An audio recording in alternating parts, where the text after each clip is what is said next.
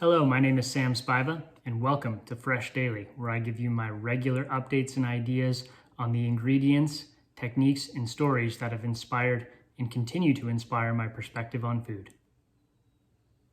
When I first started cooking, I had a mentor in the industry tell me that cooking is 60% ingredient and 40% technique. What he meant by that is the ingredient far outweighs the technique in the kitchen and in the cooking process. So if you find the best ingredients and if you treat them well, then you're gonna come out with a great dish. I just pulled up to Around the Table Farm in Paulsbo, Washington on this rainy Washington day. I'm gonna go check out what they have and see what I can whip up in the kitchen.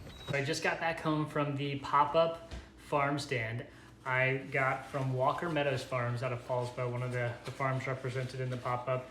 These beautiful looking chicken eggs. So I'm gonna show you how I make my pasta with these incredible looking chicken eggs, and I'm gonna show you the difference between a normal egg and a really fantastic farm fresh egg.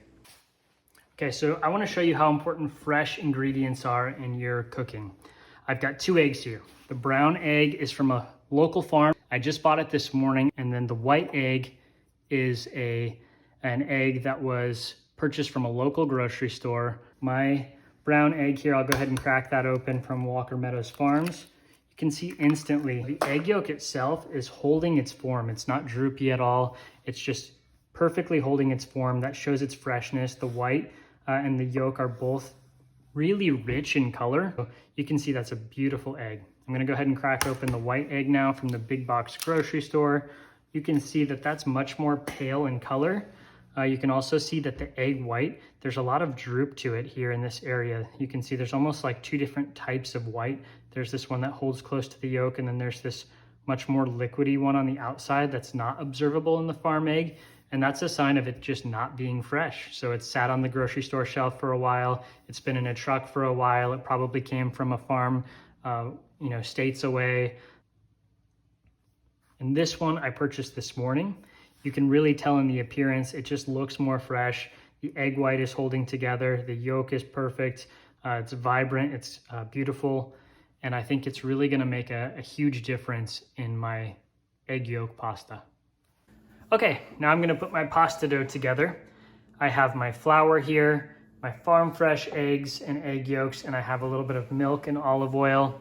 In this bowl, I have 00 flour. So 00 flour is a flour that's often used in Italian food, such as pizza, pasta, and really the main qualifier for 00 is it means it's extremely finely ground. So it's almost like a powder here. You'll notice it's much finer than traditional AP flour that you would get in a grocery store, but you can easily sub AP flour. The protein content between 00 and AP is gonna be just about the same. The only difference that I find is in the finished dish. With the 00, you're gonna get still that same bite from the pasta, but a little bit less chew. Whereas if you use AP flour that you'll find in a normal grocery store, you're gonna get a little bit more chew to it. So I had 00 flour on hand. I wanted to use that because I prefer it in a pasta, but if you don't, or if you don't wanna go looking for it or buying it, you can use AP flour and you're still gonna get a delicious pasta. So I go ahead and I take my flour, I create a little well in the center, and then I dump in my eggs,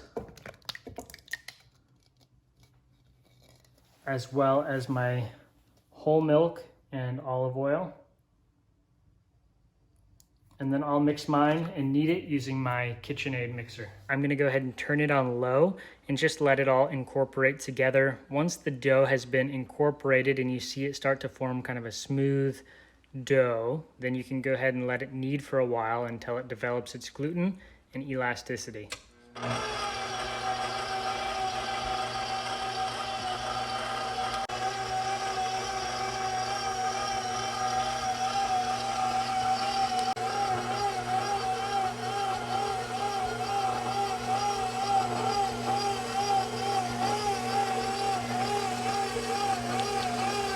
So I brought my dough together here in the KitchenAid mixer.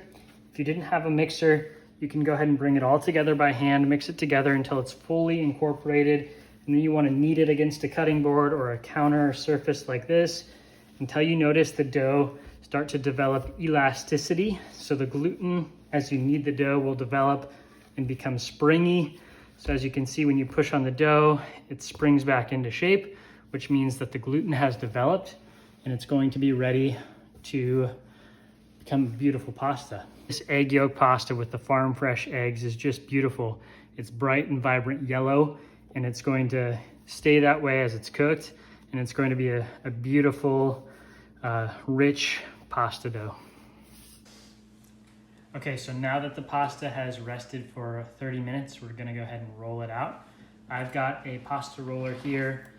These are not very expensive. You can pick one up fairly inexpensive, but that shouldn't stop you from making fresh pasta if you don't have one. You can easily use one of these, a rolling pin to roll it nice and thin, or for all of you like ourselves out here in the Seattle area who are in quarantine and probably have a few extra of these empty wine bottles, you can definitely go ahead and use this as well to roll your pasta dough nice and thin. So use anything at your disposal, anything round, cylindrical that you can use to roll out this pasta dough. It is going to be amazing, and you'll be happy that you made fresh pasta dough, even if you use an empty wine bottle. So now I'm going to go ahead and put it through my pasta machine to show you the process here of rolling it nice and thin. It's best if you can kind of flatten out the dough to get it through.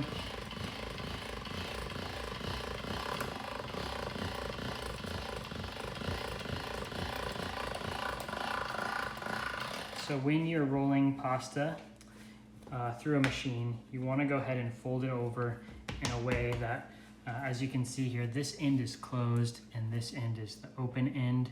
I want to go ahead and put the closed end into the machine first, so all the air is being pushed back through the dough this way, and you're not creating air bubbles in your pasta dough. And I go ahead and just use the largest setting on my pasta machine while I'm rolling the dough through a number of times in order to get it to the length of the machine. So you're seeing now it's starting to become the length of the machine, a lot more square or rectangular.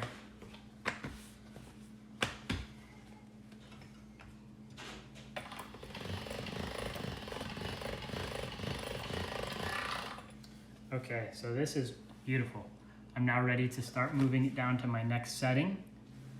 All the while I'm adding just a touch of flour so that my dough doesn't stick to the pasta machine. I'm holding it with the one hand, letting it come through, and I'm grabbing it on this side slowly with the bottoms of my fingers and just running it through the machine. And go ahead and do this once, run it through once on each number, all the way down. I don't like to go to the very finest setting.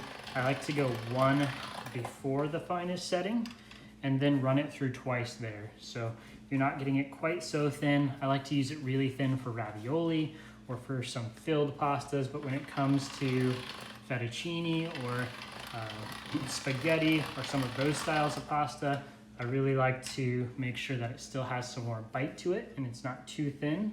So on this machine, I have 6 settings. I'm gonna run it through one time on each of these settings all the way to number 5, and then run it through twice on the number 5 setting. That way you get it just a little bit thinner than the number 5, but not so thin that you're gonna lose all of your bite and texture that you're looking for.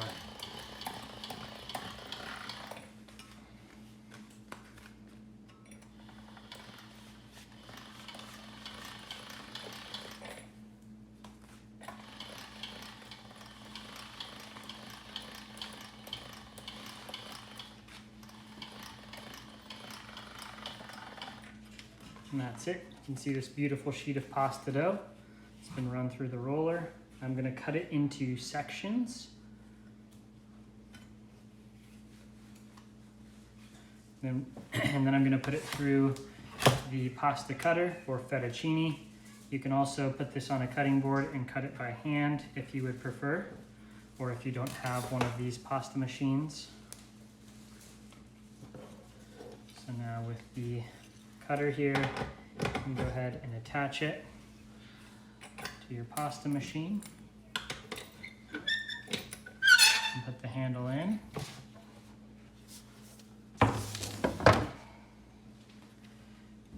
run your pasta sheet through.